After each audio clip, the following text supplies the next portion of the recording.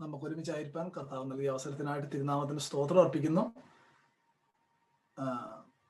വളരെ പ്രയാസങ്ങളുടെ നടുവിലും നമുക്ക് നമ്മുടെ ആ വേദനകളെല്ലാം തിരുസന്നിധിയിൽ പകർന്ന് പ്രാർത്ഥനയോടെ ദൈവവചനം പഠിക്കാനായിട്ടും ദൈവവചനത്തിൻ്റെ ആ നിസ്തുല്യത മനസ്സിലാക്കാനായിട്ടും കർത്താവ് നൽകുന്ന അവസരങ്ങൾക്കായിട്ട് തിരുനാമത്തിന് സ്തോത്രം. നമുക്ക് വളരെ ശ്രദ്ധയോടെയും വളരെ പ്രാർത്ഥനയോടും കൂടെ നമ്മുടെ പഠനം നമുക്ക് വളരെ വേഗത്തിൽ കണ്ടിന്യൂ ചെയ്യാം. നമ്മൾ കഴിഞ്ഞ ആഴ്ചയിൽ പ്രധാനമായിട്ടും ചിന്തിച്ച ചില വിഷയങ്ങൾ ഞാൻ അല്പം റാൻഡം റീഡിംഗ് ആയിരുന്നു എന്ന് നിങ്ങൾക്ക് എല്ലാവർക്കും അറിയാം. കാരണം സിസ്റ്റമാറ്റിക് ആയിട്ട് പോകാനായിട്ടുള്ള സമയപരിധി നമ്മുടെ മുന്നിലുള്ളതുകൊണ്ടാണ്. ദൈവവചനത്തിന്റെ കാനോൻ അല്ലെങ്കിൽ 27 പുസ്തകങ്ങളെ പറ്റി നമ്മൾ മറ്റ് ആളുകൾ അല്ലെങ്കിൽ മറ്റ് ചർച്ചുകൾ, ഓർത്തഡോക്സ് ചർച്ചോ കാത്തലിക് ചർച്ചോ ആ സഭകൾ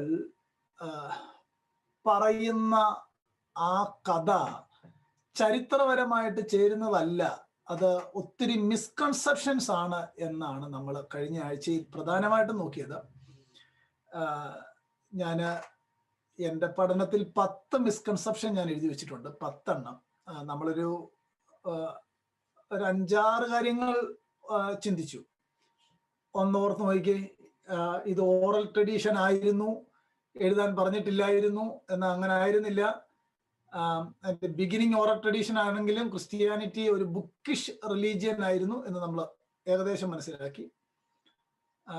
രണ്ടാമത്, എഴുതിയ ആളുകൾക്ക് തന്നെ അത് എഴുതിയത് സ്ക്രിപ്ചർ ആണെന്നുള്ള വളരെ ബോധ്യത്തോടെയാണ് എഴുതിയത്.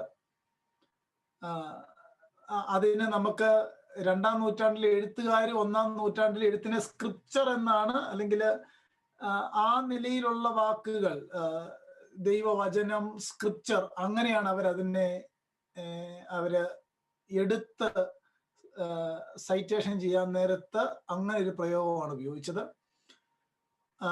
പിന്നെ നമ്മൾ ചിന്തിച്ചത് അപ്പോക്രിഫൽ പുസ്തകങ്ങൾ പോപ്പുലർ ആയിരുന്നില്ല എന്നതാണ് സത്യം. ചില പുസ്തകങ്ങൾ, പ്രത്യേകിച്ച് റിജക്റ്റഡ് ബുക്കിനകത്തുണ്ടായിരുന്ന ഷെപ്പേഡ് ഓഫ് ഹെർമാസും ലെറ്റേഴ്സ് ഓഫ് ബർണബാസും ഇഗ്നേഷ്യസിന്റെ ചില എഴുത്തുകളും ഒക്കെ അതവര് കോമൺ ആയിട്ട് ഉപയോഗിച്ചിരുന്നെങ്കിലും ആ എഴുത്തുകാർ തന്നെ പറഞ്ഞിട്ടുണ്ട് ഇത് സ്ക്രിപ്ചർ ആയിരുന്നില്ല എന്ന്. അവര് തന്നെ പറഞ്ഞ കാര്യങ്ങൾ നമ്മൾ ചിന്തിച്ചു. അന്നേരം ആ ഒരു മിസ്കൺസെപ്ഷൻ നമുക്ക് മനസ്സിലായി. പിന്നെ നമ്മൾ പ്രധാനമായിട്ടും ചിന്തിച്ച കാര്യം, അത് നമ്മൾ അധികം പറഞ്ഞില്ല, പക്ഷെ എനിക്കത് പറയാനായിട്ട് സമയമില്ല. അഥനേഷ്യസ് അല്ല ബൈബിള് തന്നത്, അത്രയും ഞാനൊന്ന് ഓർപ്പിച്ചായിരുന്നു. അഥനേഷ്യസ് അല്ല ബൈബിള് തന്നത്. പിന്നെ മറ്റൊരു കാര്യം, നമ്മൾ ഓടിച്ച് ചിന്തിച്ച മറ്റൊരു പ്രധാനപ്പെട്ട കാര്യം, ഒരു കൗൺസിലും കൂടിയിട്ടില്ല. ബൈബിൾ കാനോൻ തീരുമാനിക്കാനായിട്ട് ഒരു കൗൺസിലും കൂടിയിട്ടില്ല. ചിലപ്പോൾ നമ്മളെ ആളുകൾ ചിന്തിച്ചു വെച്ചേക്കുന്ന നിക്കിയ സുന്നഹദോസ് ആണ് ബൈബിൾ തന്നതെന്നാണ്. നോ. ആ നിക്കിയ സുന്നഹദോസിനകത്തെ വളരെ പ്രധാനപ്പെട്ട വിഷയം എന്ന് പറഞ്ഞാൽ യേശുവിന്റെ ദൈവത്വം ഈക്വൽ വിത്ത് ഫാദർ, അതായിരുന്നോ ഈക്വൽ വിത്ത് ഫാദർ? അത് നമുക്കിപ്പോ അങ്ങോട്ട് പോകേണ്ട കാര്യമില്ല. അതായിരുന്നു നിക്കിയ സുന്നഹദോസിന്റെ പ്രധാന സബ്ജക്റ്റ് എന്നുള്ളത്. അതുകൊണ്ട് കോൺസ്റ്റന്റൈൻ അല്ല, അല്ലെങ്കിൽ പൊളിറ്റിക്കൽ മൂവ്മെന്റ് അല്ല തീരുമാനിച്ചത്. അഥനേഷ്യസിന്റെ ഫെസ്റ്റൽ ലെറ്ററിലല്ല 27 പുസ്തകം ആദ്യമായിട്ട് കാണുന്നത്. അദ്ദേഹം ചൂസ് ചെയ്യായിരുന്നില്ല. പിന്നെ നമ്മൾ പഠിച്ച ഏറ്റവും വലിയ കഥ, വളരെയധികം പുസ്തകങ്ങൾ ഉണ്ടായിരുന്നു, അതിനകത്തുനിന്ന് സെലക്ട് ചെയ്തതാണ് ഇത്രയും പുസ്തകം. ഇതെല്ലാം പച്ച കള്ളമാണ് എന്ന് ചരിത്രത്തിൽ നമുക്ക് മനസ്സിലാക്കാനായിട്ട് കഴിയും. നാളെ കർത്താവ് അനുവദിക്കുകയാണെങ്കിൽ ഞാൻ 2-ാം നൂറ്റാണ്ടിലെ ദൈവസഭ എങ്ങനെയായിരുന്നു എന്ന് ഞാൻ പഠിപ്പിക്കാം. 2-ാം നൂറ്റാണ്ടിലെ ദൈവസഭയിൽ എന്തൊക്കെയായിരുന്നു, അതുമായിട്ട് ഏറ്റവും സാമ്യമുള്ള ചർച്ചകൾ ഏതാണ് എന്നൊക്കെ ഞാൻ നാളെ കർത്താവ് അനുവദിച്ചാൽ എനിക്ക് എൻ്റെ അതിന്റെ നോട്ട്സ് എല്ലാം ഉണ്ട്, പക്ഷെ നിങ്ങളെ പഠിപ്പിക്കാൻ മാത്രം ഞാനൊന്നും പ്രിപ്പയർ ചെയ്ത് വെച്ചിട്ടില്ല. അത് ഇന്ന് സമയം കിട്ടുകയാണെങ്കിൽ ഞാൻ നാളെ പറയാം.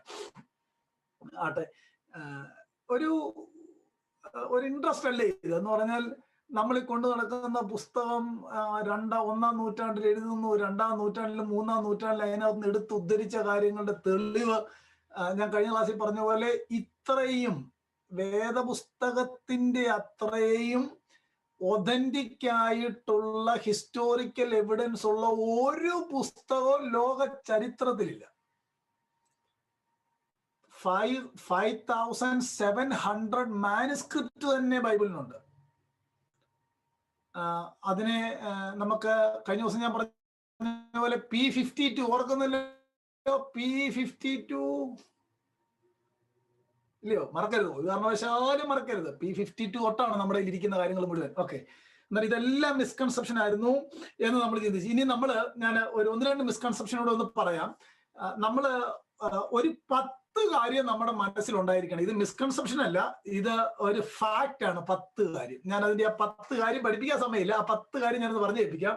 നമുക്കറിയാവുന്ന കാര്യമാണ്, നമ്മുടെ ഇരിക്കുന്ന 27 പുസ്തകങ്ങൾ, the New Testament books are the earliest Christian writings we possess. 27 പുസ്തകങ്ങളാണ് ഏറ്റവും ഏർലിയസ്റ്റ് ആയിട്ടുള്ളത് നമ്മുടെ കയ്യിലുള്ളത്. രണ്ടാമത്തെ കാര്യം, apocryphal writings are all written in the 2nd century or later. എല്ലാ പുസ്തകങ്ങളും അവിടെ ഒരു കാര്യം കൂടെ ഉണ്ട്. ഈ ക്ലെമന്റ് ഓഫ് റോം ഓർക്കുന്നല്ലോ അല്ലേ? ക്ലെമന്റ് ഓഫ് റോം, നമ്മൾ അവരെയൊക്കെ സ്നേഹിക്കുകയും ബഹുമാനിക്കുകയും ഒക്കെ ചെയ്യുന്നവരാണ്. കാര്യം അവർ കർത്താവിന് വേണ്ടി ജീവൻ കളഞ്ഞവരാണ്.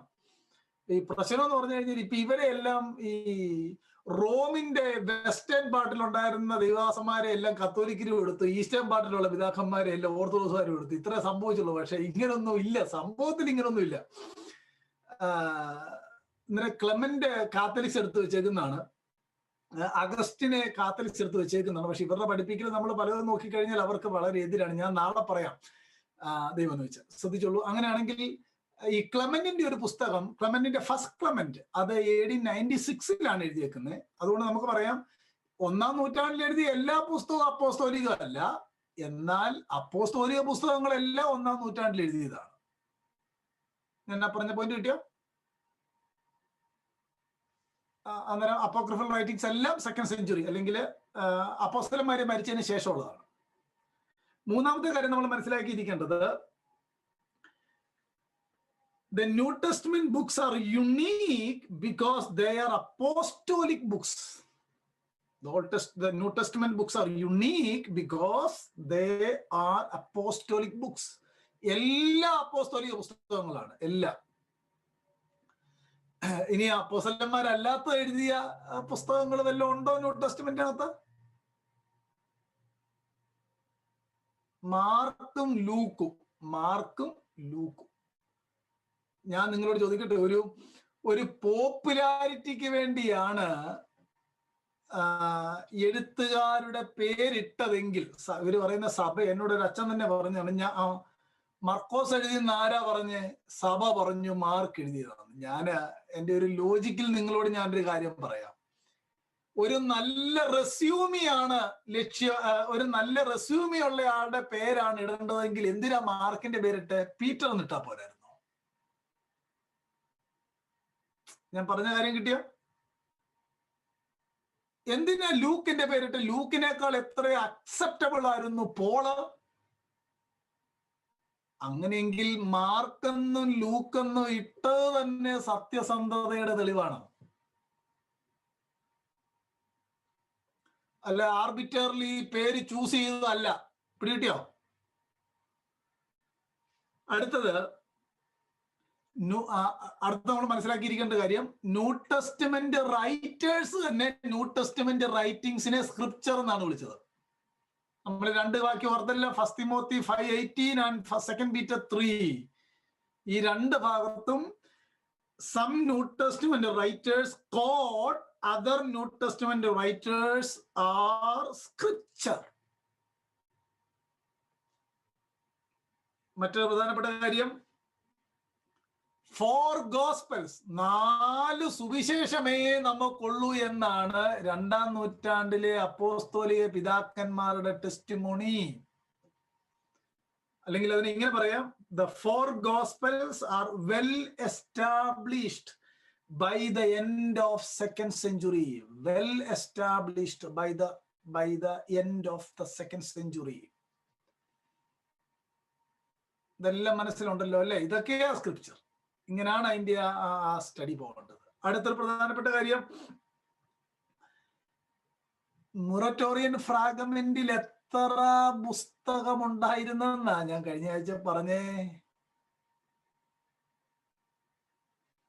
മൊറട്ടോറിയൻ ഫ്രാഗ്മെന്റിൽ 22 മറക്കരുത് കേട്ടോ. 22 ഇങ്ങനെ നമുക്ക് പറയാം.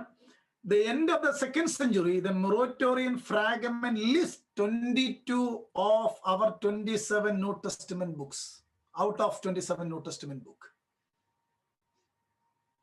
22. ക്ലെമന്റ് ഓഫ് അലക്സാണ്ട്രിയയുടെ കാര്യം വായിക്കുമ്പോൾ 24 പുസ്തകമാണ് കേട്ടോ. 24 പുസ്തകം. ഒറിഗന്റെ കാലം ആയപ്പോഴത്തേക്ക് 27 പുസ്തകവും യൂണിവേഴ്സൽ ആയിട്ട് സഭ റിസീവ് ചെയ്തു. ഡിസൈഡ് ചെയ്തല്ല കേട്ടോ, വേർഡ് തെറ്റിപ്പോകരുത്. ഡിസൈഡ് ചെയ്യല്ല, റെക്കഗ്നൈസ് ചെയ്തു, റിസീവ് ചെയ്തു, സ്വീകരിച്ചു. അത് അപ്പോസ്തോലികമാണെന്ന് മനസ്സിലാക്കി. ആ പദങ്ങളാണ്. ഇപ്പം ഞങ്ങള് അതിനെ ഡിസൈഡ് ചെയ്തെന്ന് പറഞ്ഞു കഴിഞ്ഞാൽ some external authority above the scripture എന്ന് വരും. നോ, ആ വാക്കുകൾ, ഈ പദങ്ങൾക്ക് വളരെ പ്രാധാന്യമുണ്ട്. ആനപ്പുറത്ത് കയറി എന്ന് പറഞ്ഞാലും ആന പുറത്ത് കയറി എന്ന് പറഞ്ഞാലും രണ്ടല്ലേ, ഒന്നാണോ? ഭയങ്കര അർത്ഥ വ്യത്യാസമാണ്. വളരെ ശ്രദ്ധിക്കണം പദങ്ങൾ. അടുത്തൊരു പ്രധാനപ്പെട്ട കാര്യം, ഈ ഏർലി 2nd സെഞ്ചുറിയിലെ പിതാക്കന്മാർ അവര് കാനോനിക്കൽ അല്ലാത്ത പുസ്തകങ്ങളിൽ നിന്ന് എടുത്ത് ഉദ്ധരിച്ചിട്ടുണ്ട് അവരുടെ കാര്യങ്ങൾ സമർത്ഥിക്കാനായിട്ട്. അത് നമുക്ക് പറയുന്നതിന് ഒരു കുഴപ്പമില്ല. ഇപ്പം നമ്മളൊരു കാര്യം പ്രസന്റ് ചെയ്യാൻ നേരത്ത് C.S. ലൂയിസിന്റെ ഒരു കോട്ട് എടുക്കുന്ന എന്നാണ് കുഴപ്പം? ഒരു പ്രശ്നമില്ല. അതുപോലെ അവർ കോട്ട് ചെയ്തിട്ടുണ്ട്, പല കാര്യങ്ങളും സമർത്ഥിക്കാനായിട്ട് കോട്ട് ചെയ്തിട്ടുണ്ട്. Early Christians often used non-canonical writings. പക്ഷെ അന്നേരം ഓർത്തോണം, 16 പ്രാവശ്യം അപ്പോക്രിഫൽ പുസ്തകത്തിൽ നിന്ന് എടുത്തപ്പം 757 പ്രാവശ്യം ഗോസ്പൽ ഓഫ് മാത്യു നിന്ന് എടുത്തിട്ടുണ്ട്. വ്യത്യാസം പിടികിട്ടിയോ? അവിടെ നിന്ന് തന്നെ ഓർത്തോണം, വളരെ ഉയർന്ന നിലയിലാണ് കാനോനിക്കൽ ബുക്സിനെ അവർ കണ്ടിരുന്നത്. പിന്നെ നാം മനസ്സിലാക്കേണ്ടത്, നൈസിയൻ കൗൺസിലോ ചർച്ച് കൗൺസിലോ ഒന്നും അല്ല ബൈബിളിൽ തന്നത്. അത് ഓർത്തോണം. അടുത്ത് നമ്മൾ മനസ്സിലാക്കിയിരിക്കേണ്ട കാര്യം. പിന്നെ അടുത്തൊരു പ്രധാനപ്പെട്ട ഫാക്ട്, ചില പുസ്തകങ്ങളെ സംബന്ധിച്ച് ഡിസ്എഗ്രിമെന്റ് ഉണ്ടായിരുന്നു. അതൊരു ഫാക്റ്റാണ്. 2 Peter, 2 and 3 John, James, Jude, പ്രധാനമായിട്ട് ഈ 5 പുസ്തകങ്ങളെ സംബന്ധിച്ചാണ്. ബുക്ക് ഓഫ് റെവലേഷനെ സംബന്ധിച്ച് ഗായോസ് മാത്രമാണ് ഒരു പ്രധാന കാര്യം പറയുന്നത്. ഗായോസ്, വേറെ ആരും ആ പുസ്തകത്തെ സംബന്ധിച്ച് അങ്ങനെ പറയുന്നില്ല. 4th സെഞ്ചുറിയിൽ ചില ആളുകൾ അതിന്റെ ഓതർഷിപ്പിനെയോ അതിന്റെ ഫിഗറേറ്റീവ് ലാംഗ്വേജിനെയോ ഒക്കെ പറയുന്ന ആൾക്കാരുണ്ട്. ലീവ് ഇറ്റ്, അത് നമ്മുടെ വിഷയമുള്ള കാര്യമല്ല. ഇത്തരം കാര്യം മനസ്സിലുണ്ടല്ലോ. ഇനിയും അടുത്ത ഒരു പ്രധാനപ്പെട്ട ഫാക്ട്, അതാണ് ഞാനിപ്പോ നിങ്ങൾക്ക് പറഞ്ഞു തുടങ്ങാനായിട്ട് പോകുന്നത്. Early Christians believed that canonical books were self authenticating. ഇത് ഞാൻ ആദ്യത്തെ ക്ലാസ്സിൽ പറഞ്ഞായിരുന്നു. സ്ക്രിപ്ചറിൽ തന്നെ ഞാൻ ഒന്നുകൂടെ പറയാം. Early Christians believe that canonical books are self authenticating. Early ക്രിസ്ത്യാനികൾ 27 പുസ്തകങ്ങൾ അതിൽ തന്നെ ആധികാരികമാണെന്ന് വിശ്വസിച്ചിരുന്നു. Self authenticating. ചില വാക്കുകൾ ഒരിക്കലും മറന്നു പോകരുത്. അതിനകത്തൊരു വാക്കാണ് സെൽഫ് ഒതന്റിക്കേറ്റിംഗ്, അപ്പോസ്തോലിക് മാർക്ക്. അതൊക്കെ നമ്മുടെ മനസ്സിൽ എപ്പോഴും ഉണ്ടായിരിക്കണം.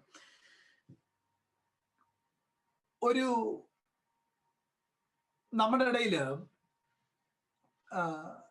ഓർഡിനേഷൻ എന്ന് പറയുന്ന ഒരു ശുശ്രൂഷയുണ്ട്. ഓർഡിനേഷൻ. ആ ഓർഡിനേഷന്റെ സിമ്പിൾ അർത്ഥം, സഭയ്ക്ക് ഒരാള് ശുശ്രൂഷകനാണെന്ന് റെക്കഗ്നൈസ് ചെയ്യാനായിട്ട് കഴിഞ്ഞു.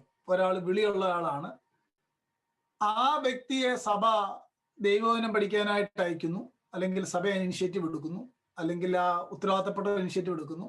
അദ്ദേഹം ശുശ്രൂഷകനായിട്ട് അദ്ദേഹത്തെ കൈവച്ച് പ്രാർത്ഥിച്ച് വേർതിരിക്കുന്നു. ദിസ് ഈസ് നമ്മുടെ ഓർഡിനേഷൻ. അതല്ലേ നമ്മുടെ ഓർഡിനേഷൻ? അതെ, അങ്ങനെയാണ് ഓർഡിനേഷൻ ചെയ്യേണ്ടത്. അതാണ് ബിബ്ലിക്കൽ എവിഡൻസ്. എന്നാൽ നിങ്ങൾ കേട്ടേക്കുന്ന ഒരു സെന്റൻസ്, അല്ലെങ്കിൽ നമ്മളെല്ലാവരും കേട്ടേക്കുന്ന ഒരു സെന്റൻസ് ഉണ്ട്. അപ്പോസ്തോലിക സഭകൾ എന്ന് വെറുതെ പറയുന്ന സഭകൾ. കാരണം ഈ 27 പുസ്തകത്തിലുള്ള എന്തേലും കാര്യം അവരുടെ കയ്യിലുണ്ടോ? എന്തേലും ഒരു കാര്യം? ഒരെണ്ണം പോലും ഞാൻ കണ്ടിട്ടില്ല. ഒരെണ്ണം പോലും ഞാൻ കണ്ടിട്ടില്ല. അവിടെ നിൽക്കട്ടെ. ഇവര് പറയുന്നത് പത്രോസിന്റെ കൈവെപ്പിന്റെ മുറിയാത്ത ചങ്ങല, ആ വാക്കാണ്, മുറിയാത്ത കണ്ണി ഞങ്ങളുടെ പള്ളിയിലെ അച്ഛന്റെ തലമേ വരെ ഉണ്ട്. ഇത് പറഞ്ഞൊപ്പിക്കുന്നത് പത്രോസിനുള്ള അതേ അധികാരം ഞങ്ങളുടെ പോപ്പിനും പോപ്പിന്റെ കീഴിലുള്ളവർക്കും ഉണ്ടെന്ന് പറയിക്കാനായിട്ടാണ് ഈ കാര്യം പറയുന്നത്. എന്തിനാ പറയിക്കുന്നത്? പാപങ്ങളായ വിശ്വാസികളെ അവരുടെ ചങ്ങലയിൽ കൊളുത്തിയിടാൻ ഈ ഒരു മാർഗമേ ഉള്ളൂ. വിശ്വാസികൾ നിഷ്കളങ്കരാണ്, പാവങ്ങളാണ്. കത്തോലിക്കിലെ അച്ഛന്മാരെയൊക്കെ അവർ വിളിക്കുന്നുണ്ടല്ലേ, പിതാവേന്നേ വിളിക്കുള്ളൂ, പിതാവേന്നേ അവർ വിളിക്കത്തുള്ളൂ. നല്ലതാണ്, നല്ലതാണ്. പക്ഷെ അതവര് ഡോമിനേറ്റ് ചെയ്ത് ഈ പാവങ്ങളെ കളിപ്പിക്കുകയാണ്, നിഷ്കളങ്കരായ വിശ്വാസികളെ കളിപ്പിക്കുകയാണ്. നമുക്കിനിയും അങ്ങനെയാണെങ്കിൽ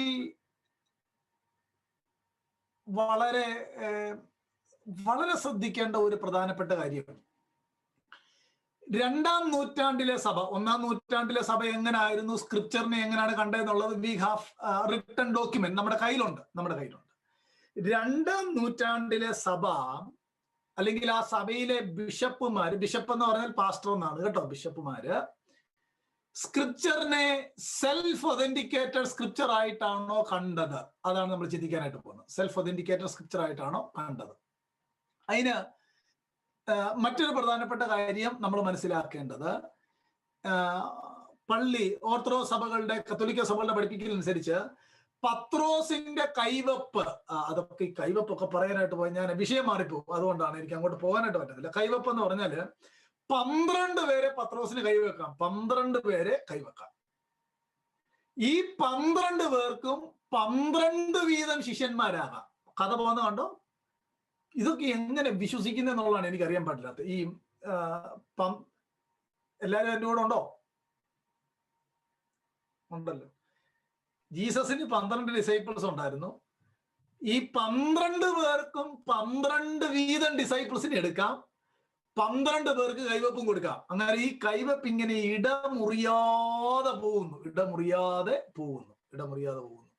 എബ്രായ ലേഖനം 6-ാം അധ്യായത്തിനകത്ത് കൈവെപ്പ് എന്നൊരു വാക്യം കൊടുക്കുക. അത് ഏത് കൈവെപ്പാന്ന് അവിടെ നിന്നുകൊണ്ട് ആർക്കും തെളിയിക്കാൻ പറ്റിയാലെന്ന് വേദപുസ്തകത്തിന്റെ എക്സ്പോസിറ്ററി സ്റ്റഡി നടത്തുന്ന എല്ലാ പാസ്റ്റേഴ്സിനോടും ചോദിച്ചേക്കണം.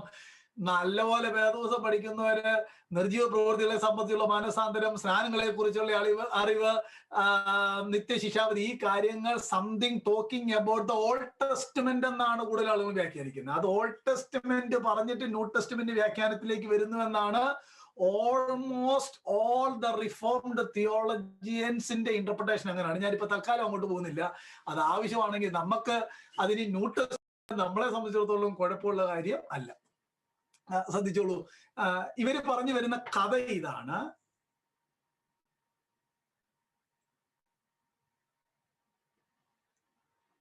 എന്റെ സൗണ്ട് കേൾക്കാവോ? എന്താ ടെമ്പററി അൺമ്യൂട്ടഡ് എന്ന് പറഞ്ഞു? കേൾക്കാം.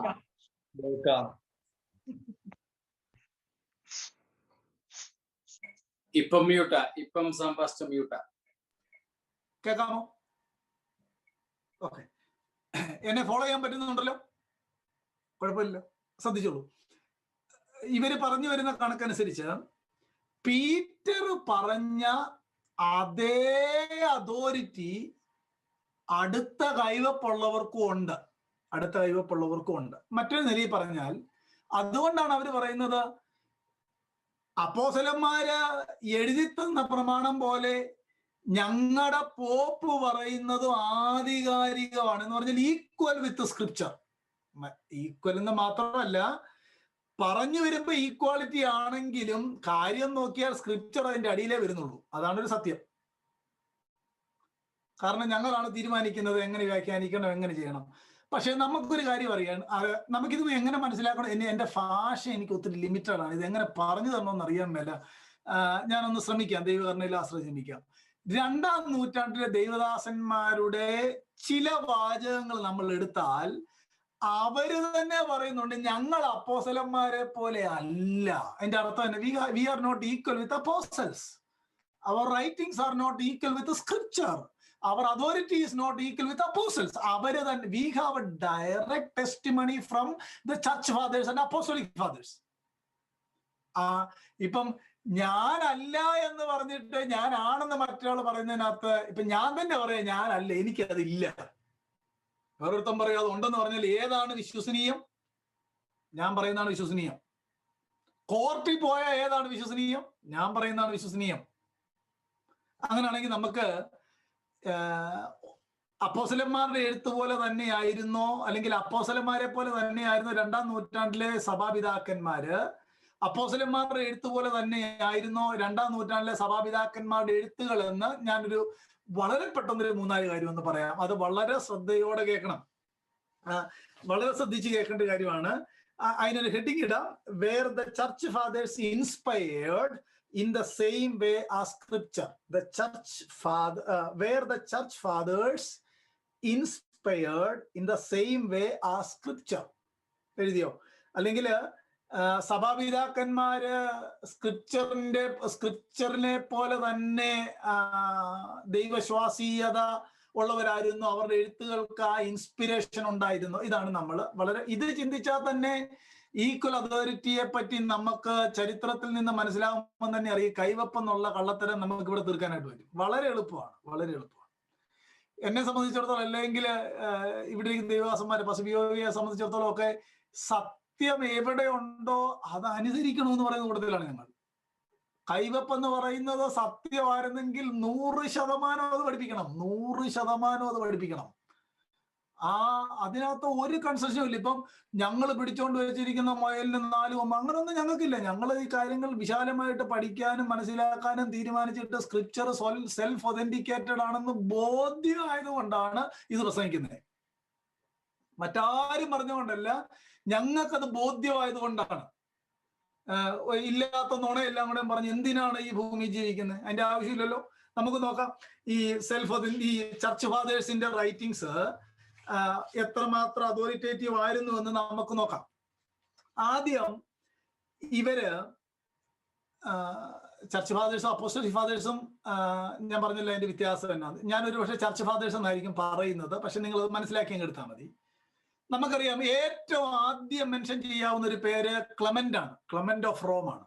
Clement of Rome. ആ ക്ലെമന്റിനെ പറ്റി ഞാൻ കഴിഞ്ഞ ദിവസം പറഞ്ഞായിരുന്നു.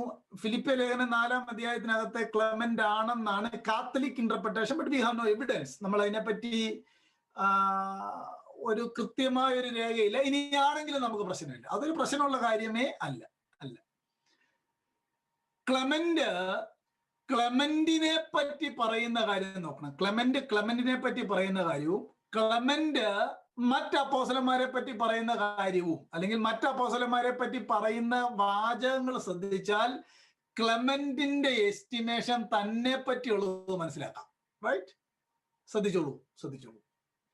ഇത് ഞാൻ പറഞ്ഞിട്ടുള്ളൊരു സെന്റൻസ് ആണ്. ക്ലെമന്റ് തന്റെ ലെറ്ററിനകത്ത് എഴുതുകയാണ്, take up the epistle of that blessed apostle Paul. സഭയോട് പറയുകയാണ്, പൗലോസിന്റെ ലേഖനങ്ങളെ, അല്ലെങ്കിൽ ബ്ലെസ്സഡ് അപ്പോസ്റ്റൽ പോളിന്റെ ലേഖനങ്ങളെ നിങ്ങൾ ഉപയോഗിക്കുക.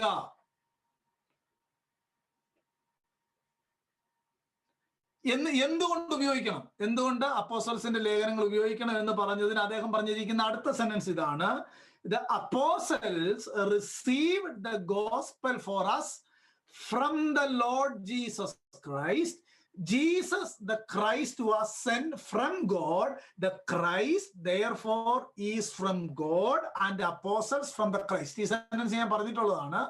എന്ന് പറഞ്ഞാൽ അതിന്റെ അർത്ഥം ക്ലെമന്റ് തന്നെ പറയുകയാണ്, അപ്പോസ്തലനായ പൗലോസ് ബ്ലെസ്സഡ് ആണ്. ബ്ലെസ്സഡ് അപ്പോസ്റ്റൽസിന്റെ ലേഖനങ്ങൾ നിങ്ങൾ എടുക്കുക.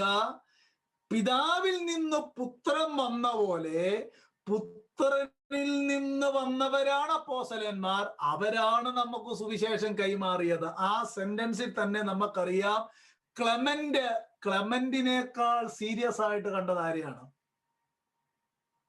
Apostles.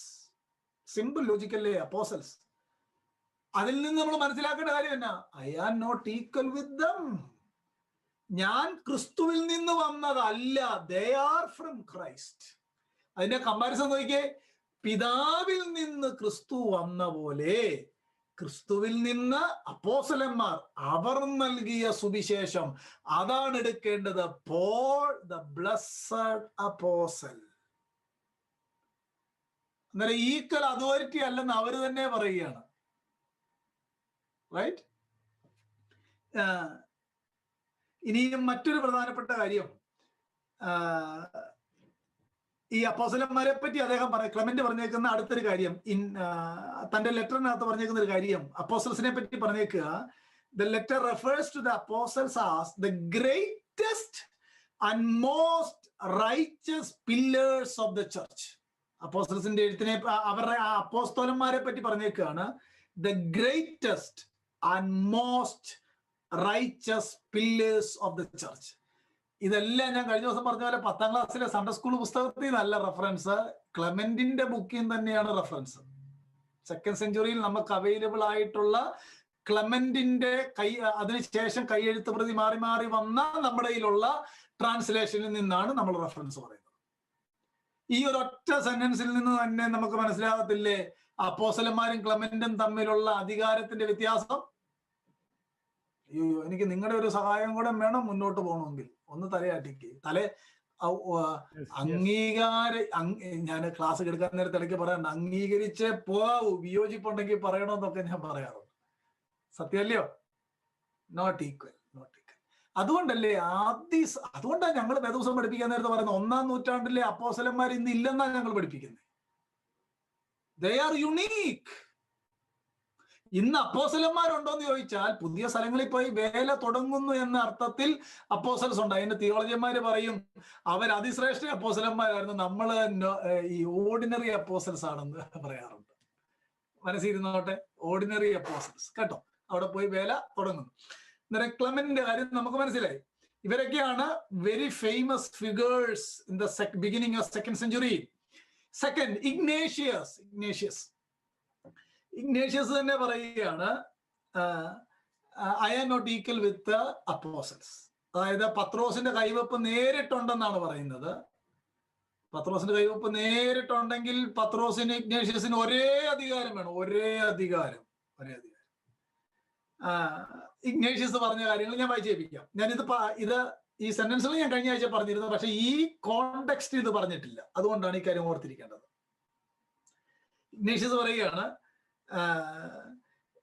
the Lord did nothing apart from the Father, neither on his own nor through the apostles. എന്ന് പറഞ്ഞാൽ അതിനെ മൊത്തമായിട്ട് എടുക്കണ്ട, അപ്പോസ്തലന്മാരിലൂടെ അല്ലാതെ കർത്താവ് ഒരു കാര്യവും ചെയ്തിട്ടില്ല എന്നാണ് താൻ പറഞ്ഞേക്കുന്നത്. എന്നിട്ട് ഈ അപ്പോസ്തലൻസിനെ പറ്റി അദ്ദേഹം പറഞ്ഞ മറ്റൊരു കാര്യം ഇതാണ്, തന്റെ അതോറിറ്റിയും, അല്ലെങ്കിൽ ഞാൻ അതിനൊന്ന് വായിച്ച് കേൾപ്പിച്ചിട്ട് പറയാം. Ignatius goes out of his way to distinguish on authority as a bishop from the authority of the apostles. എന്ന് പറഞ്ഞാൽ താനൊരു ബിഷപ്പാണ്, ഇഗ്നേഷ്യസ് ബിഷപ്പാണ്. തന്റെ അധികാരത്തെയും അപ്പോസ്തലന്മാരുടെ അധികാരത്തെയും തമ്മിൽ അദ്ദേഹം ഡിസ്റ്റിങ്വിഷ് ചെയ്തു. എന്നിട്ട് അദ്ദേഹം പറഞ്ഞേക്കുന്ന ഒരു സെന്റൻസ് ആണ്, നമ്മളിത് കഴിഞ്ഞ ആഴ്ച ഞാൻ പറഞ്ഞതാണ്, I am not commanding you as Peter and Paul did. എന്താണ് അർത്ഥം? സെയിം അതോറിറ്റി അല്ലെന്നാണ് അർത്ഥം. ഐ ആം നോട്ട് എൻജോയിനിങ് എന്നുള്ള വാക്ക് ENJOINING, enjoining or commanding you as Peter and Paul did. They were apostles, I am condemned. Condemned എന്നുള്ളതിനെ മലയാളത്തിൽ translate ചെയ്തേക്കുന്നത് ഞാൻ അപവാദി എന്നാണ്. അപവാദി. ഇഗ്നേഷ്യസും പറയുകയാണ് they were apostles,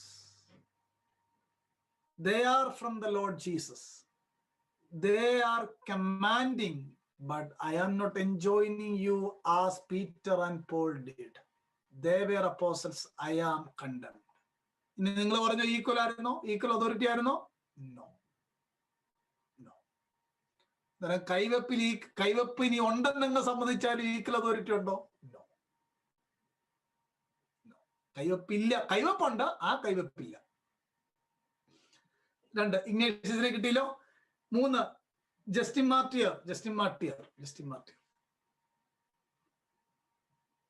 അദ്ദേഹം അപ്പോസ്തലന്മാരെ പറ്റി പറഞ്ഞൊരു കാര്യമാണ് കേട്ടോ. For from Jerusalem where went out into the world men 12 in numbers by the power of God. They proclaimed to every race of men that they were sent by Christ to teach to all the word of God. അദ്ദേഹം തന്നെ പറയാണ് 12 പേരെ ലോകത്തിന്റെ രക്ഷയുടെ സുവിശേഷവുമായിട്ട് ദൈവം അയച്ചു. ആ വാക്കിൽ നിന്ന് തന്നെ ആ 12 പേർക്ക് ഒരു സ്പെഷ്യാലിറ്റി അല്ലേ? 12 പേരെ. എന്നിട്ട് അദ്ദേഹം പറഞ്ഞ മറ്റൊരു കാര്യം കൂടെ ഉണ്ട്. Gospels as the written embodiment of apostolic tradition. അപ്പോസ്തോലിക പാരമ്പര്യത്തിന്റെ റിട്ടൺ ആണ് ഗോസ്പൽസ്.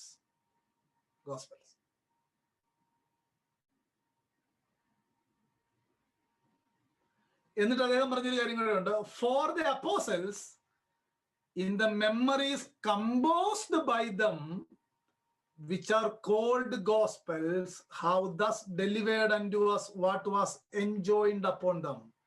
നമുക്ക് പറഞ്ഞു തന്നത് അവരുടെ മേൽ ഭരമേൽപ്പിച്ച കൽപ്പനകളാണെന്നാണ് പറഞ്ഞത്. ഈ ജസ്റ്റിൻ മാർട്ടിയർ അപ്പോസ്തലന്മാരുടെ അധികാരത്തെയും ശുശ്രൂഷയും അവരുടെ മേൽ ഭരമേൽപ്പിക്കപ്പെട്ട കൽപ്പനയുടെയും കാര്യം പറയുന്നതിന്റെ പശ്ചാത്തലത്തിൽ അറിയാം, ജസ്റ്റിൻ മാർട്ടിയർക്ക് ബോധ്യം ഉണ്ടായിരുന്നു, ഞാൻ not equal with Peter and Paul. 3 example പോലെ.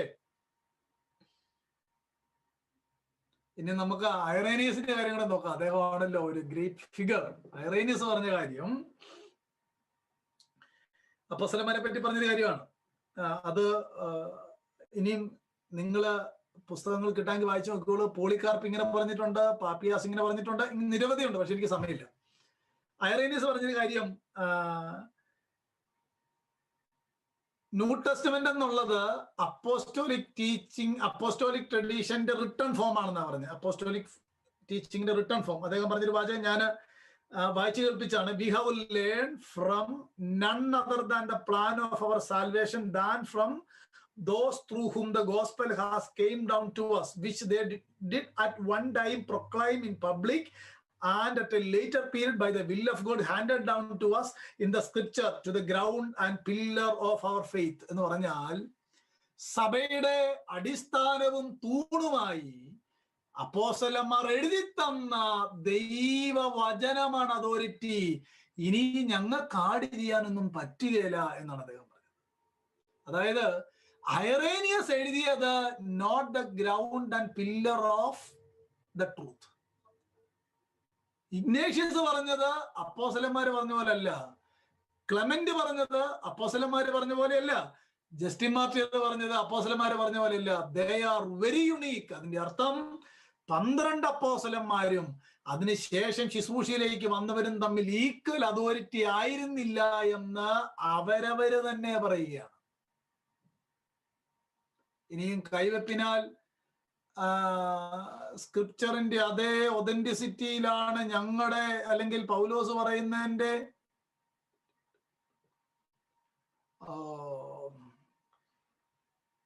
ഞാൻ ഈ കോട്ട് പറഞ്ഞു തരണമെന്ന് ആഗ്രഹമുണ്ട്, പക്ഷെ അത്രേ സമയം പോവില്ലേ, അതാ കുഴപ്പം. നമുക്ക് എനിക്ക് നാളെ കൂടെ സമയമുള്ളൂ. അതുകൊണ്ട് ഇത് റെക്കോർഡിംഗ് ഉണ്ടല്ലോ, ദയവായിട്ട് നിങ്ങൾ എഴുതിയെടുത്താൽ മതി പ്ലീസ്. എനിക്ക് സമയം എന്ന് പറഞ്ഞാൽ ഈ ക്ലാസ് മുന്നോട്ട് പോയി കഴിഞ്ഞാൽ നിങ്ങളും മടുക്കും. ഇത് പഠിക്കുമ്പോൾ തന്നെ ഞാൻ മടുത്തിട്ടുണ്ട്, പിന്നെ നിങ്ങളുടെ കാര്യം പറയണം. ആട്ടെ, നമുക്ക് ഐറേനിയസ് പറഞ്ഞ കാര്യം, അല്ലെങ്കിൽ അത്ര അത്യാവശ്യമാണെങ്കിൽ ഞാൻ എന്നെ മെസ്സഞ്ചറിൽ എനിക്ക് ടെസ്റ്റ് ചെയ്താൽ മതി, ഞാൻ അതിന്റെ ഫോട്ടോ എടുത്തയച്ച്.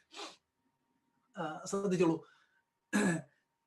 ഇത്രയും പേര് പറഞ്ഞതനുസരിച്ച് ആ പേഴ്സൺ പറയുകയാണ് ഞങ്ങൾ ഈക്വൽ അല്ലെന്നാ പറഞ്ഞു. പിന്നെ ഇവര് പറയാ ഞങ്ങൾ കൈ വെച്ച് ഈക്വൽ ആക്കി. എങ്ങനെയുണ്ട്? ആര് പറയുന്ന വിശ്വസിക്കുന്നത്? നോ. ഇതിനെക്കായിട്ട് എത്രയോ ഭേദമാണ് വല്ല കഥപുസ്തകം വായിച്ച് മനസ്സിലാക്കുന്നത് ഞാൻ ആലോചിച്ചിട്ടുണ്ട്. കാര്യം ഇത്രയും മണ്ടത്തരം എല്ലാം കൂടെ വിശ്വസിക്കുന്നത് എങ്ങനെ? ഈ അണമുറിയാത്ത കാര്യം പറയുമ്പോൾ രസമുണ്ട് കേട്ടോ. അന്ത്യോക്യയിലും റോമിലും മാത്രമേ ഉള്ളൂ ഇടമുറിയാത്ത, ബാക്കി എല്ലായിടത്തും മുറിഞ്ഞു പോയെന്ന് ഇവര് തന്നെ പറയുന്നത്. അതിനെക്കാട്ടും മറ്റൊരു രസം, കോപ്റ്റിക് അലക്സാണ്ട്രിയയിലെ Coptic church AD 43 John Mark സ്ഥാപിച്ചെന്ന് പറയുന്നത്. ജോൺ മാർക്ക്, ഞാൻ ഓർക്കുക, ജോൺ മാർക്ക് അന്നേരം ഇവിടെ എന്നാ പറയാ, ഈ വീട്ടിൽ നിന്ന് ഇറങ്ങാൻ മേലാത്ത പ്രായമായതേ ഉള്ളൂ ജോൺ മാർക്കിന്. AD 43 നിങ്ങൾക്ക് അറിയാമല്ലോ. ആദ്യത്തെ മിഷണറി യാത്രയിൽ പൗലോസിന്റെ കൂടെ പോയ കാര്യങ്ങളൊക്കെ അറിയാമല്ലോ. ആദ്യത്തെ മിഷണറി യാത്രയ്ക്ക് അന്ത്യോക്യയിലെ സഭ തുടങ്ങുന്നതിന് മുമ്പ് ജോൺ മാർക്ക് അവിടെ പോയി സഭ സ്ഥാപിച്ചെന്നൊക്കെയാണ് കഥ. ഇതൊക്കെ എങ്ങനെ വിശ്വസിക്കുന്ന? പറയുന്നതിനകത്ത് എന്തെങ്കിലും ഒരു ലോജിക്ക് വേണ്ടേ? ആട്ടെ, നമുക്ക് അന്നേരം ഒരു കാര്യം പിടിയിട്ടില്ലോ.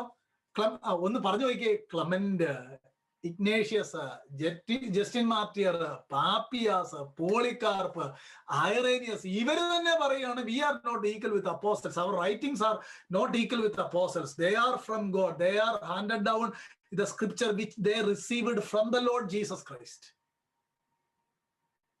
ക്ലിയർ ആയോ എല്ലാവർക്കും? ഇതൊക്കെ ഒന്ന് മനസ്സിലാക്കുമായിരുന്നെങ്കിൽ ആരെങ്കിലും കർത്താവിനെ വിട്ട് പോവായിരുന്നോ?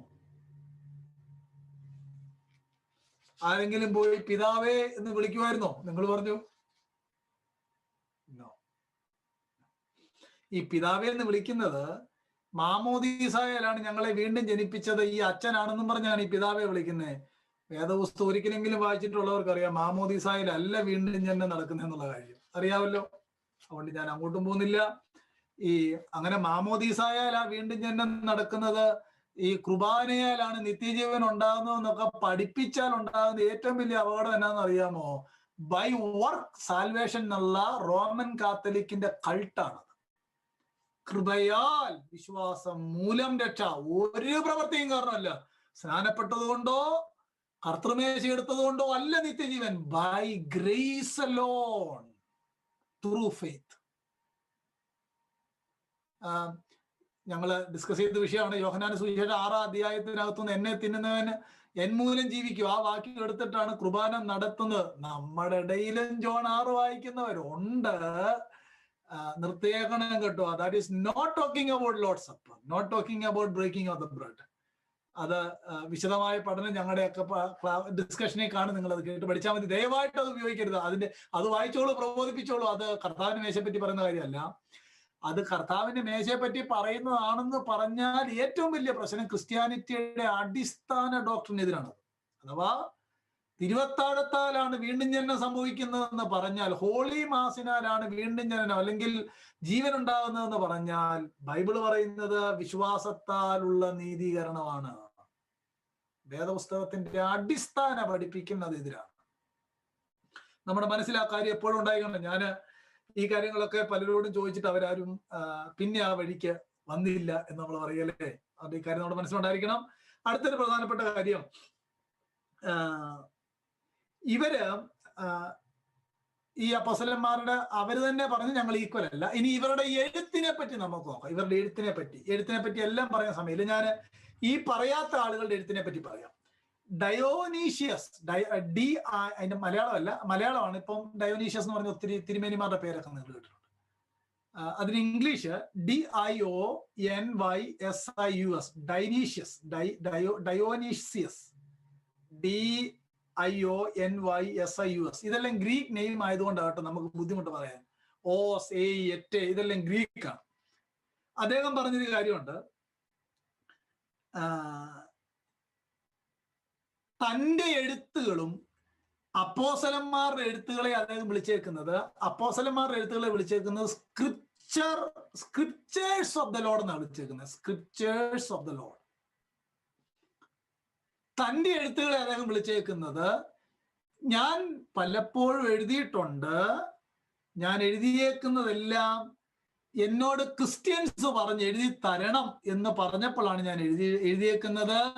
മൈ ലെറ്റർ ആർ ഇൻഫീരിയർ എന്നാണ് പറഞ്ഞത്. My letters R inferior. അത് വിശദമായിട്ട് പറയേണ്ടതാണ്. കുറച്ചേറെ കാര്യങ്ങളുണ്ട് അതിനകത്ത്.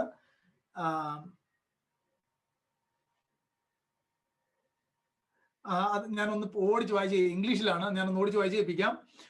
Dionysius of Corinth, AD 170, common era, C 170, goes to great lengths to distinguish his own letters from the scriptures of the Lord, lest anyone get the impression he is composing new canonical books. But why would this concern him if Christians in his own day were equally inspired as the apostles and could produce new scriptures? അദ്ദേഹം പറയാ no, അങ്ങനെ ചിന്തിക്കാൻ പോലും പറ്റിയല്ല. Our writings are inferior. Apostles writings are scriptures of the Lord. അങ്ങനെയെങ്കിൽ പോപ്പിന്റെ എഴുത്തൂടെ ഇതിനോടൊപ്പം ചേർത്ത് വായിക്കാമോ? നിങ്ങൾ പറഞ്ഞോളൂ.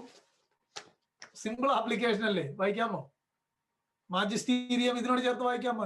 No, inferior. അതാണ് ആ വാക്ക്, inferior. Their writings are scriptures of the Lord. അവിടെ തന്നെ കൈവപ്പൊക്കെ പൊട്ടിപ്പോകുന്നുണ്ടോ? ഈക്വൽ അല്ല. വ്യക്തികളും ഈക്വൽ അല്ല, അവരുടെ റൈറ്റിംഗ്സും ഈക്വൽ അല്ല. ഇനി നമുക്ക്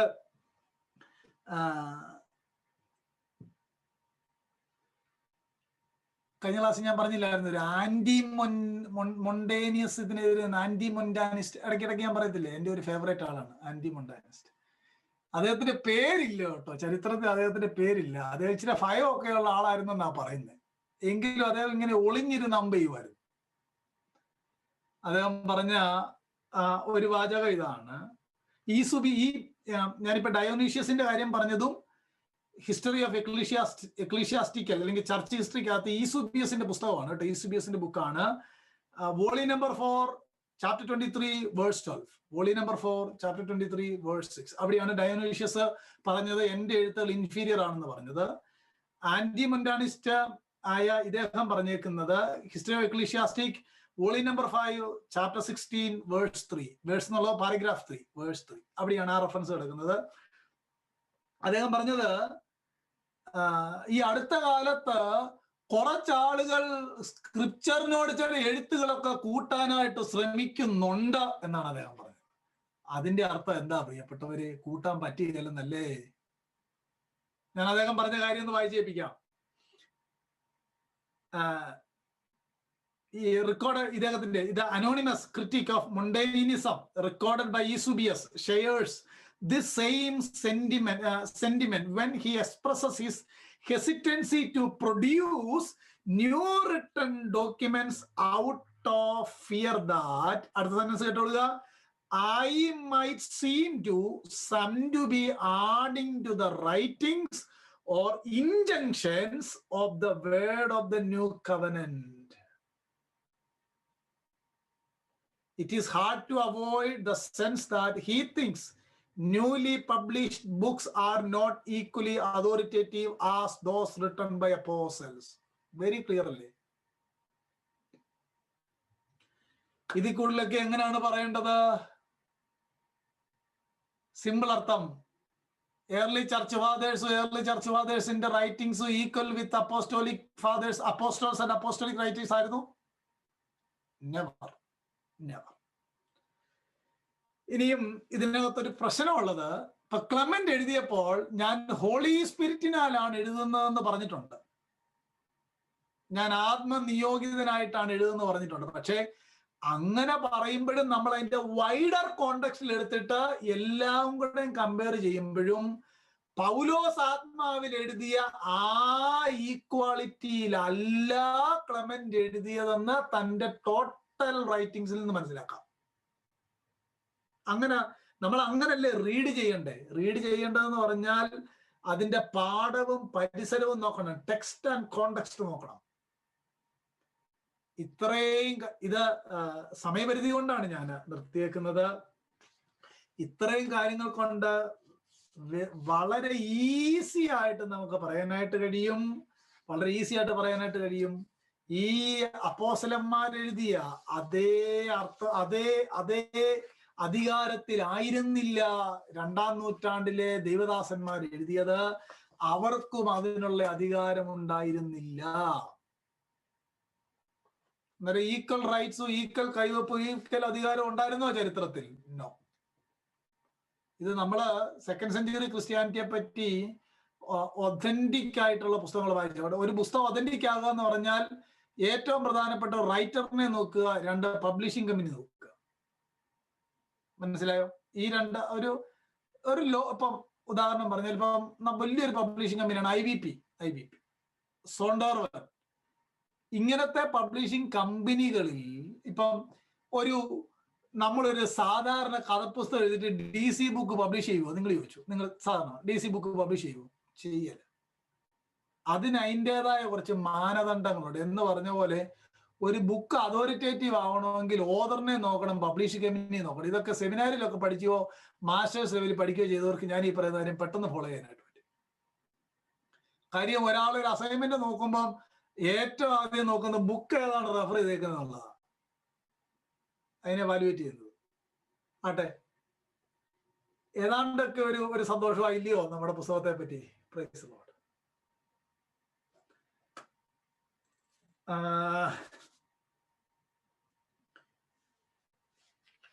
ഇനിയും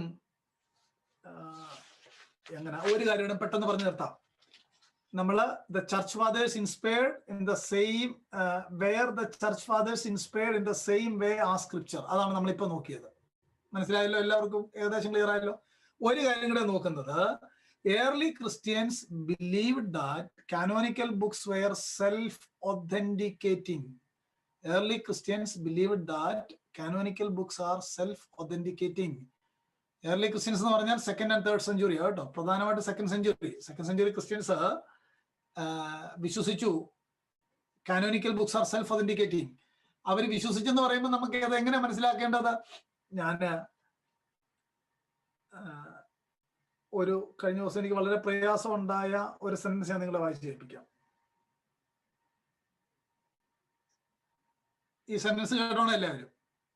പരിശുദ്ധ സഭയുടെ സാക്ഷ്യവും അംഗീകാരവും ഇല്ല എങ്കിൽ ബൈബിൾ ഹാരി പോട്ടർ പോലെ ഒരു പുസ്തകം മാത്രമാണ്. എങ്ങനെയുണ്ട്?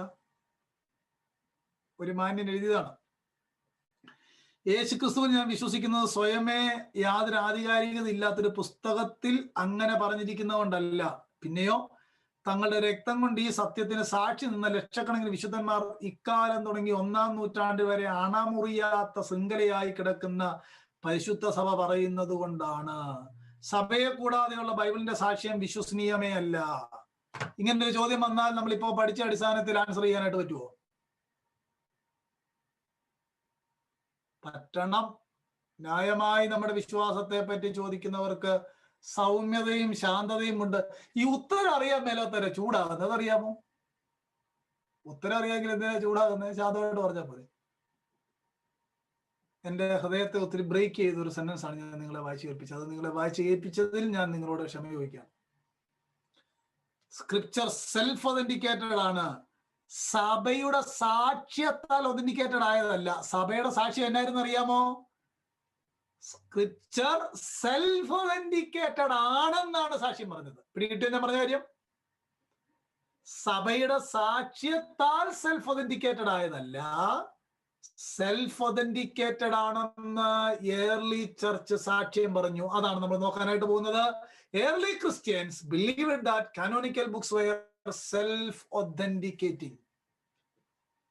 10:30 കഴിഞ്ഞ 5 മിനിറ്റ് കൂടെ പൊക്കോട്ടെ, കുഴപ്പമുണ്ടോ? 5 മിനിറ്റ്സ് കൂടെ കുഴപ്പമില്ലല്ലോ? സോറി. ഓക്കെ, പെട്ടെന്ന് പറഞ്ഞു വിടാം. നമുക്ക് 3-4 ദൈവദാസന്മാരെടുക്കാം. 2-3 നൂറ്റാണ്ടിലെ 2-3 ദൈവദാസന്മാരുടെ ചരിത്രം നോക്കാം. അവരുടെ വാക്കുകൾ നോക്കിയാൽ അറിയാം അവരുടെ സാക്ഷ്യത്താൽ ഒതന്റിക്കേറ്റഡ് ആയിരുന്നു. അവരെ ഒതന്റിക്കേറ്റഡ് ആണെന്ന് സാക്ഷ്യം പറയുകയായിരുന്നു. അനുഗ്രഹിക്കപ്പെട്ടൊരു വാക്യം, യോഹന്നാൻ 10, John 10:27, my sheep here my voice and I know them and they follow me. ഇത് തന്നെയാണ് സെൽഫ് ഒതന്റിക്കേറ്റഡ് എന്ന് പറഞ്ഞത്. എന്റെ ആടുകൾ എന്റെ ശബ്ദം കേൾക്കുന്നു. That is self authentication means. കേട്ടോളൂ, ഒറിഗന്റെ ഒരു കോട്ട് ഞാൻ വായിച്ചു കേൾപ്പി. ഒറിഗൺ ഇപ്പൊ നമ്മളിപ്പോ ബന്ധുപസാരെ നമുക്കിപ്പോ ഒറിഗണും തെർത്തുലിനും ഒക്കെ ഭയങ്കര ഫേമസ്, ഭയങ്കര ഇന്റിമേറ്റ് ആൾക്കാരായില്ലയോ? ഇത്രയും കാലം നമുക്ക് ബുദ്ധിമുട്ടായിരുന്നു ആ പേരൊക്കെ കേൾക്കാൻ. ഒരു ബുദ്ധിമുട്ടും ഇല്ല. ഈ പടിഞ്ഞാറുള്ളവരെ അവരും എടുത്ത് കിഴക്കുള്ളവരെ ഇവരും എടുത്തുകൊണ്ട് സംഭവിച്ചൊരു ബുദ്ധിമുട്ടാണ്. എന്ന് ഇവരാരും ആരുടേതും അല്ല. ഒറിഗന്റെ ഒരു കോട്ട് ഞാൻ വായിച്ചേൽപ്പിക്കാം. If anyone ponders, P-O-N-D-E-R-S, if anyone ponders over the prophetic sayings, ശ്രദ്ധിച്ചോണം, it is certain that in the very act of reading and diligently studying them, his mind and feeling will be touched by the divine breath, and he will recognize the word he is reading are not utterances of man but the language of God. ഒരിക്കൽ പറഞ്ഞാണ് സ്ക്രിപ്ചറിനെ പറ്റി. ആ സെന്റൻസിൽ നിന്ന് തന്നെ ഒരുവൻ ദൈവവചനം വായിക്കുകയും ധ്യാനിക്കുകയും പഠിക്കുകയും ചെയ്യുമ്പോൾ നിശ്ചയമായിട്ടും അത് അവനോട് സംസാരിക്കും, അതവനെ ദൈവിക ബ്രീത്ത് പോലെ സ്പർശിക്കും. അവന് അതിൽ നിന്ന് ഇത് മനുഷ്യന്റെ വാക്കുകളല്ല, ദൈവവചനമാണെന്ന് മനസ്സിലാവും. Early church, they believed that canonical books are self-authenticating. വായിക്കുന്നവന്, പഠിക്കുന്നവന്, ധ്യാനിക്കുന്നവനോട് ഈ പുസ്തകം സംസാരിക്കും, ഈ പുസ്തകം അവനെ സ്പർശിക്കും. ഈ പുസ്തകം സംസാരിക്കുമ്പോൾ അവൻ അറിയാം, this is not the utterances of men but the language of God. Praise the Lord. ഒറിഗന്റെ സ്റ്റേറ്റ്മെന്റ് ആണ്. ഞങ്ങളുടെ പരിശുദ്ധ സഭയുടെ സാക്ഷിയല്ല കേട്ടോ, ഒറിഗൻ പറഞ്ഞ കാര്യമാണ്. റഫറൻസ് ഒറിഗന്റെ പുസ്തകത്തിനകത്ത് തന്നെയാണ്. 4:1-6. ഞാനത് വേണമെങ്കിൽ പിന്നാലെ റെഫറൻസ് തരാം. വോളിയം നമ്പർ 4 chapter 1:6 അത് കിടക്കുന്നത്. ഇനി ഒറിഗൻ യൂദായുടെ ലേഖനത്തെ പറ്റി പറഞ്ഞൊരു കാര്യമുണ്ട്. യൂദായുടെ ലേഖനത്തെ പറ്റി, it is filled with the helpful words of heavenly grace. ചുമ്മാ ഒന്ന് നോട്ട് ചെയ്തു. It is filled with the helpful words of heavenly grace. യൂദായുടെ ലേഖനത്തെ പറ്റി പറഞ്ഞ വാക്യാണ്. യൂദായുടെ ലേഖനത്തെ പറ്റി അദ്ദേഹം പറഞ്ഞൊരു ഒരു എന്താ പറയാ, ഒരു റിവ്യൂ ആണ് ആ സെൻസ്. സുവിശേഷത്തെ പറ്റി അദ്ദേഹം പറഞ്ഞു കേൾക്കണം. ഗോസ്പൽസിനെ പറ്റി truly venerable and divine contents. ഗോസ്പൽസിനെ പറ്റി പറഞ്ഞ gospels truly venerable and divine contents. Book of ഹീബ്രൂസിനെ പറ്റി അദ്ദേഹം പറഞ്ഞു കേൾക്കണം. ഒറിഗനോട് ചോദിച്ചു, എബ്രായ ലേഖനം ആരാ എഴുതിയെന്ന്? ഒറിഗൻ പറഞ്ഞ ഉത്തരം എന്നാന്നറിയാമോ? Only God nose. എബ്രായ ലേഖനം ആരാ എഴുതിയെന്ന് ഒറിഗനോട് ചോദിച്ചു, ഒറിഗൻ പറഞ്ഞു ഓൺലി ഗോഡ് നോസ്. ആ ദേവദാസൻ എബ്രായ ലേഖനത്തെ പറ്റി പറഞ്ഞ വാചകം എന്നാന്നറിയാമോ? The ideas of the epistle are magnificent. The ideas of the epistles are magnificent. The ideas of the epistles are magnificent.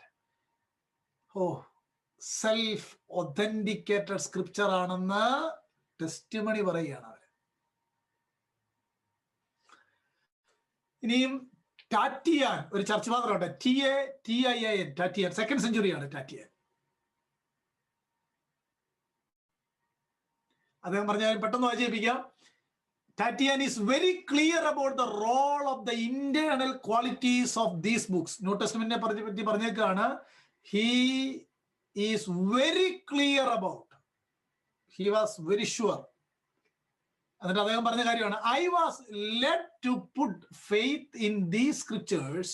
I was led to put faith in these scriptures by the unpretending cast of the language, the inartificial character of the writers, the foreknowledge displayed of future events, the excellent quality of the precepts.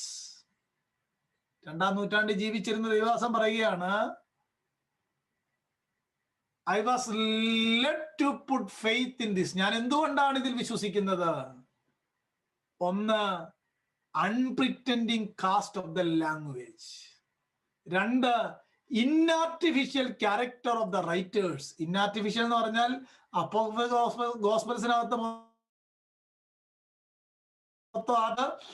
The inartificial character of the writers. വീണ്ടും പറഞ്ഞേക്കാണ് the foreknowledge displayed of the future event. സ്ക്രിപ്ചറിന്റെ കാര്യം പറഞ്ഞേക്കുന്നത്. The excellence.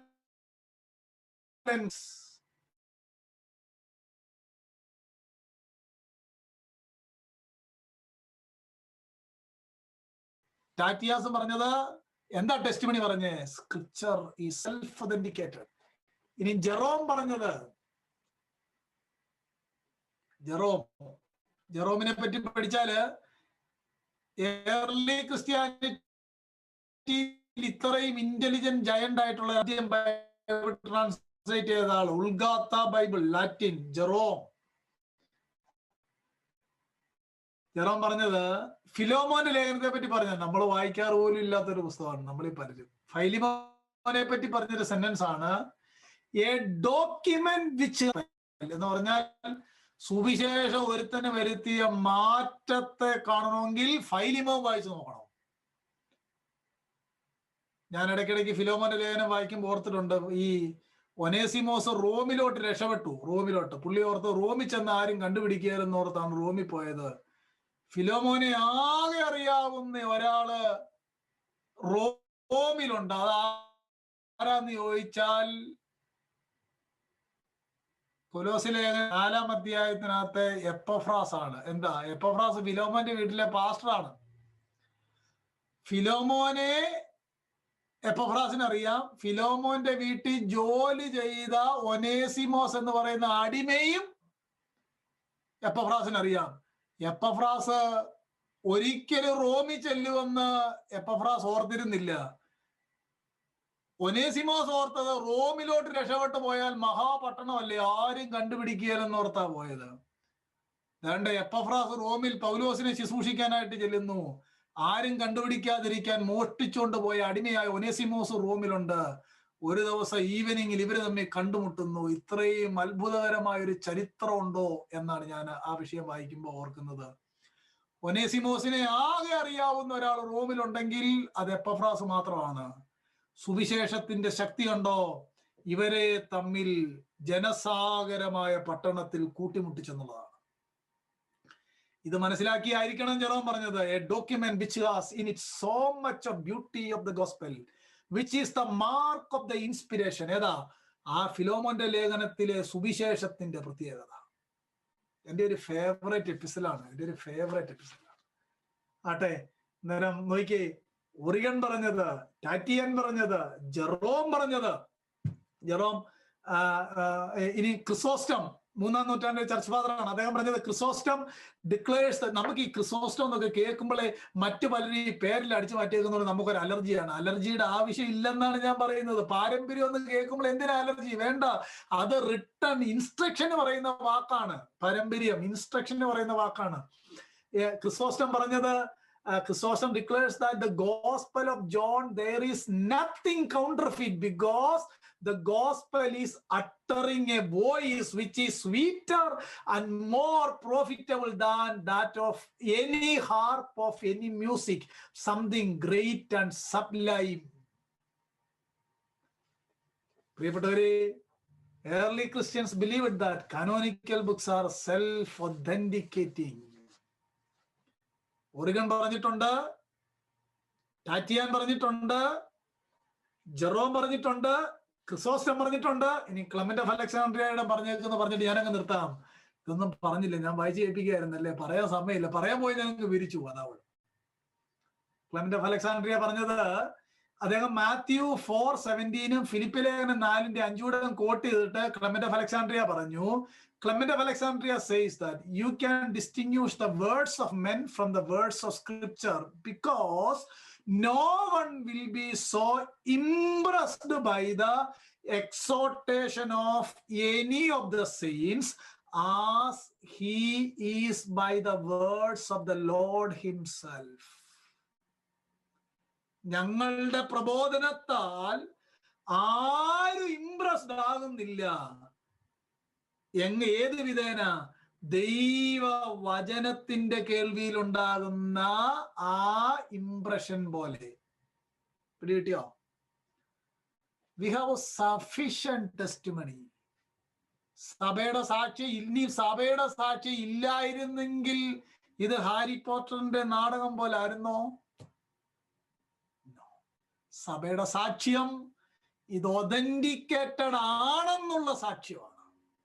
നമ്മൾ ഇന്ന് പ്രധാനമായിട്ടും ചിന്തിച്ച രണ്ട് കാര്യം ചർച്ച് ഫാദേഴ്സിന്റെ എഴുത്തുകൾ, ചർച്ച് ഫാദേഴ്സ് അപ്പോസ്തലന്മാരുടെ എഴുത്തുകളെ പോലെയോ അപ്പോസ്തലന്മാരെ പോലെയോ ആയിരുന്നില്ല എന്ന് അവരുടെ ടെസ്റ്റ് മണിയാണ്. രണ്ടാമത് നമ്മൾ പഠിച്ചത് മറ്റുള്ളവരുടെ സാക്ഷ്യത്താൽ ഒതന്റിക്കേറ്റഡ് ആയതല്ല, ഒതന്റിക്കേറ്റഡ് ആണെന്ന് they testified. Early Christians believed that canonical books are self-authenticated. Origen, Tatian, Chrysostom, Jerome, Clement of Alexandria. ടോട്ടലായിട്ട് എടുത്താൽ സെൽഫ് ഒതന്റിക്കേറ്റഡ് സ്ക്രിപ്ചർ, എൻ്റെ ആടുകൾ എൻ്റെ ശബ്ദം കേൾക്കുന്നു എന്ന് കർത്താവ് പറഞ്ഞ വാക്യം ഏറ്റവും ആപ്ലിക്കബിൾ. നമ്മുടെ കർത്താവിന്റെ തിരുനാമം എപ്പോഴും വാഴ്ത്തപ്പെടട്ടെ. ഈ അനുഗ്രഹിക്കപ്പെട്ട പുസ്തകം ഒരു കലർപ്പും ഇല്ലാതെ നമുക്ക് നൽകുവാൻ ദൈവത്തിന് പ്രസാദം തോന്നിയല്ലോ. Thank you Lord, thank you Jesus, thank you. നമ്മുടെ ജീവിതം മുഴുവൻ കർത്താവിന്റെ സന്നിധിയിൽ നന്ദിയുള്ളവരാകാം. സകല മഹത്വവും ത്രിയേക ദൈവത്തിന് അർപ്പിക്കാം. ദൈവതിരുനാമം വാഴ്ത്തപ്പെടട്ടെ. നാളെയും ഞാൻ അല്പകാര്യം എന്ന് പറയാം. കർത്താവിന്റെ നാമം വീണ്ടും വാഴ്ത്തപ്പെടട്ടെ. ആമേൻ. സ്തോത്രം.